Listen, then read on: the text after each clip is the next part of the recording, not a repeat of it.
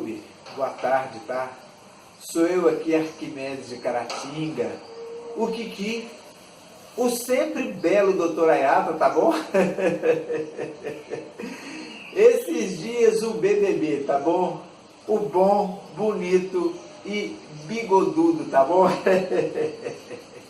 Para colocar um vídeo aí no nosso canal, para isso nós vamos usar a nossa boa e velha sacola do supermercado mesmo, aquela que a gente põe fruta, legumes, tá? Vou colocar aqui no cantinho. Vamos usar a nossa latinha e o nosso chumbo Gamumete, que eu gosto muito dele, um paquímetro digital, tá? E até desliguei ele aqui que eu estou esquecendo de ligar direto. E como carabina nós vamos usar a nossa B19S4,5, uma armazinha que eu me apaixonei. Deus me deu uma bênção na compra dessa arma, ela é muito boa, muito boa, tá? Tá com gás de 35 quilos. E esse chumbo, esse vídeo, ele ser bonito de vez em quando faz a gente esquecer as coisas. Ele vai abordar calibre real e calibre nominal nos projéteis e nas armas. Nós sabemos que calibre é uma designação para a medida do furo da arma, do cano da arma, e também a medida da circunferência do projétil que vai acoplar dentro desse furo. A isso nós chamamos calibre.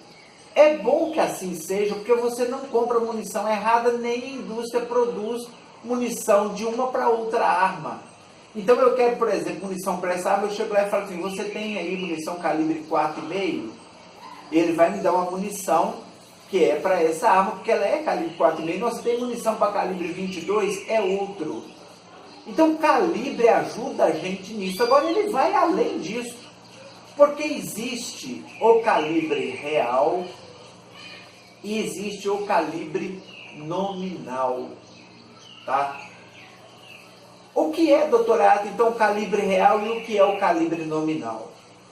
O calibre nominal é aquele calibre, é aquela convenção que designa a medida do projétil para efeito de compra e para efeito de entendimento da mecânica da arma. Como eu falei, essa aqui é a 4,5, tem a 22, tem outras. Esse é o nominal. E o calibre real?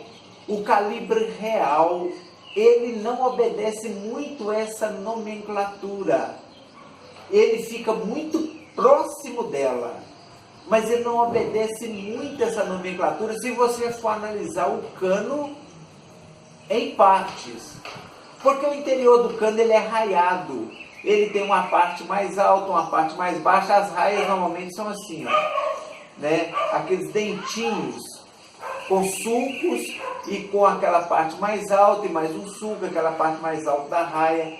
Se você medir entre duas partes mais fundas, entre dois sulcos, você vai ter uma medida maior do que o calibre nominal. Se você medir entre as partes mais altas, que é aquela parte da raia que vem cá em cima, que não é aquele sulco, você vai ter outra medida. Por isso que se usa como meio de medir, de aferir uma parte alta com uma parte funda, para você entender então qual é o melhor ajuste segundo o calibre da arma que você vai usar. Qual é o melhor ajuste que a munição deve ter para poder encaixar bem naquele cano e aproveitar toda a construção, toda a engenharia que está implícita nele, que ele foi desenhado para aquilo, para que ele dê ao projeto o melhor desempenho que ele pode dar. E nós, às vezes, vamos para o nosso dia a dia e a gente compra uma arma e às vezes até as pessoas falam, doutor, eu comprei um chumbinho, cara, que você põe, você nem aperta, ele já entra folgado lá dentro. Outra hora não, comprei outro chumbinho de outra marca, ou na mesma caixa isso aconteceu, ou de outra marca que ele entra justinho. Isso implica nos resultados? Com certeza implica. E acontece, na realidade, acontece até mesmo com chumbinhos de uma mesma caixa, de uma mesma marca. Não tem uma padronização, principalmente os chumbinhos mais populares. Não tem uma padronização muito legal, muito bacana. E isso produz resultados diferentes em termos de precisão, em termos de potência, de velocidade. Porque se um entra mais folgado, ele aproveita menos o ar. Se um entra mais justo, ele aproveita mais o ar. Ou então, quando é justo demais, prejudica. Porque aumenta tanto o atrito lá dentro do cano, que o cano retém o projétil lá dentro mais tempo do que ele deve por causa do atrito, do que o tempo programado entre o disparo da mola e a saída dele na boca do cano. E essa retenção transmite vibração para esse projétil, transmite parte do recuo para ele. Então o projétil certo ele tem que ter, para você ter máxima precisão na sua arma e a máxima potência, todo um casamento perfeito de mão e luva entre projétil e entre o cano da arma. E nós vamos aqui analisar essa B19 então. Vamos medir o interior do cano para descobrir qual é a diferença entre dois fundos e depois qual é a medida entre um raso e um fundo, tá? E qual é a diferença entre dois cheios também do cano, que é a parte mais alta das raias.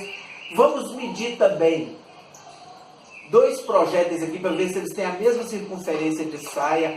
Achando dois, que na verdade eu já achei e deixei separado já. Tá? Vocês vão ver na medida dos dois. Nós vamos disparar num saquinho de água. Deixa eu puxar aqui, para isso entram as sacolas. A gente eu encho duas de água e disparo em uma, e normalmente o projétil não consegue romper as duas de vazar, ele fica lá dentro. E ele então não amassa, ele não estraga. Você pode então colher o projétil e analisar como que as suas raízes estão cortando o projétil, estão cortando por igual, desigual, qual foi o desempenho do projétil, analisando a saia dele, se ele vedou bem, se ele não vedou bem, se ele te daria um resultado melhor ou pior. E vocês vão ver como é surpreendente a diferença quando não há o perfeito casamento de calibre entre projétil e entre o cano da arma. Então vamos dar uma olhadinha e vamos para a análise depois do microscópio, ok? Não vou filmar o disparo na sacola, não precisa, cheio de água, mas vocês vão ver os projéteis já, vão ver que eles estarão intactos. Eu vou resgatar, eu sempre testo, o meu tanque de água são as minhas sacolas de água para testar projéteis. Porque na balística verdadeira eles disparam na água para poder depois nada avaliar o projétil e eles irem lá e analisarem os cortes da raia no projétil. E vocês verão então na análise do microscópio qual a diferença que tem. Vamos então fazer as medidas aqui. O calibre, tá, que nós vamos medir aqui é aquele que fica entre dois fundos, entre as duas pontazinhas, as duas partes mais fundas da raia, porque a raia é como se fosse aqui, como está o meu dedo. Aí tem uma parte funda, aqui tem outra, aquela protuberância. Nós vamos medir entre dois fundos, para a gente ver quanto é o calibre real da carabina B19 4,5. Eu vou usar para isso aqui o paquímetro, tem que medir com esta ponta, portanto vou precisar de fazer a medida inclinada e vou virar e vou mostrar para vocês. Deixa eu só me posicionar aqui, ele está zerado, tá? Para a gente fazer aqui no caso, vamos lá. Deixa eu só posicionar um pouco melhor. Entre dois fundos no caso, ele nem está rodando o paquímetro. 4,6 milímetros. E nós vamos ver aqui agora, entre duas extremidades da raia, as partes mais altas. Deixa eu colocar aqui na mão aqui para vocês, essas partes mais altas, digamos assim. Nós medimos entre dois fundos, um desse lado e o outro do outro. Nós vamos medir agora entre as duas partes mais altas da raia, para ver o calibre nesse caso aqui. Deixa eu voltar o paquímetro para aqui, tá? Vou posicionar aqui. Deixa eu só encontrar o lugar certinho. Agora sim. Vocês veem aqui eu não tenho como posicionar a câmera melhor, 4,5 milímetros. Então nós diríamos assim, essa arma ela é calibre 4,5 nas partes mais altas. E há uma tolerância de 1 milímetro para a parte mais funda. Quando você vê que tem 1 milímetro de diferença entre a parte mais alta e a parte mais funda, isso quer dizer que se você for procurar o calibre usando um cheio e um fundo, você vai ter o calibre real de 4,5 milímetros. Isto é encontrado na arma. Deixa eu ver como é que está a imagem do celular, que está muito queimado. Tem que ser aqui. Eu não sei se deu para vocês pegarem durante as medidas. Eu esqueci que tem um fator luz aqui, mas ainda está na medida de 4,5. Depois eu revejo a gravação aí. O que então que acontece agora? Para que esse calibre trabalhe, para que essa arma trabalhe bem, ela demanda um projeto que se ajuste perfeitamente aqui dentro. Segundo a indústria bélica, o ideal é que o projeto seja maior do que esse 4,5 aqui, em 0,001 de polegada. Então ele tem que ser um pouquinho maior do que 4,5 em 0,001 de polegada, para que ele promova uma boa vedação. Só que acontece que a gente às vezes pega uma arma e um projétil veda direitinho, ele vem direitinho nas especificações e outro entra folgado. Nós vamos tentar aqui achar na latinha de gamo match, para a gente ver se a gente encontra isso aqui na latinha de gamo match, para eu mostrar para vocês na prática e mostrar qual é o resultado disso também na prática. Eu vou posicionar aqui para poder medir o primeiro, vou ligar aqui o parquímetro ligado, zerado. Deixa eu medir aqui o primeiro para vocês verem e eu viro para vocês aí, para vocês terem noção aí do chumbinho. Olha bem. Opa, soltou, peraí que eu vou voltar com ele aqui para o lugar de novo, peraí. Vocês estão vendo que esse chumbinho aqui, medido na saia, ele tem 4,3 milímetros na saia. Então a arma é calibre 4,5, ele tem 4,3.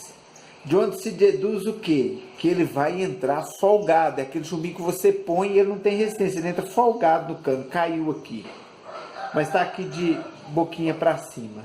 Vamos pegar o segundo chumbinho agora e vamos fazer a medida então na saia do segundo chumbinho. Tá, só um instantinho. Só posicionei ele aqui de um jeito que fique preso, porque às vezes é um pouco difícil para você fazer na saiazinha do projétil. Espera aí só um pouquinho. A distância é muito pequenininha. Tá preso aqui como estava o outro. E vocês estão vendo, esse aqui tem 4,5. Esse que está debaixo dele 4,3. Esse aqui 4,5. O que nós podemos deduzir? Que esse projétilzinho aqui vai entrar muito mais apertado no cano do que esse aqui. Esse vai entrar mais folgado.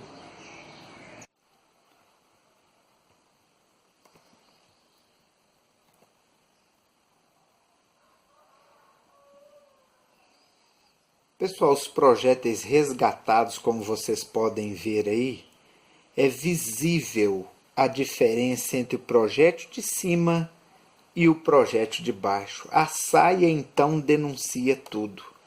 Vocês podem ver no projétil de cima aí as marcas da raia, tanto na cabeça quanto na cauda. Portanto, as raias cortaram o projétil e cortaram por igual, o que mostra que não há nada de errado com o raiamento dessa arma, mas a saia e o projétil ficou praticamente intacto em relação ao que ele era antes de ser disparado. Então o projétil não mudou em nada, porque ele entrou folgado.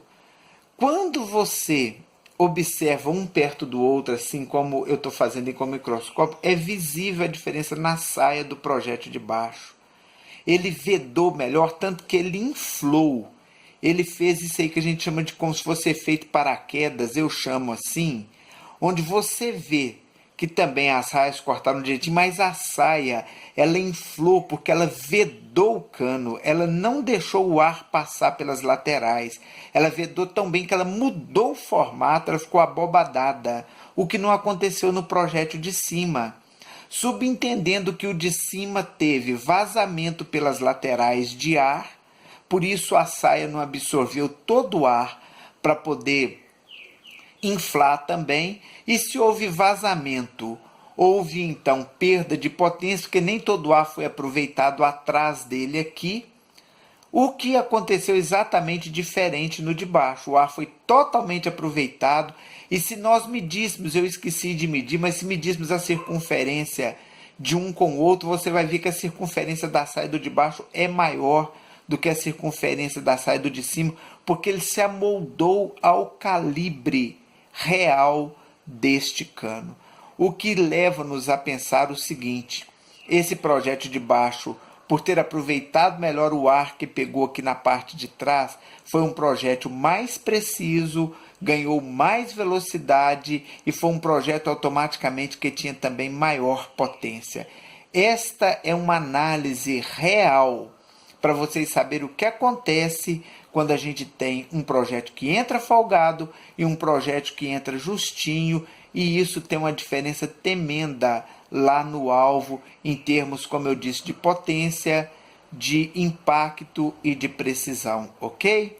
Gostou? Deixa um joinha aí no canal, Dr. Ayata agradece. Abração, pessoal!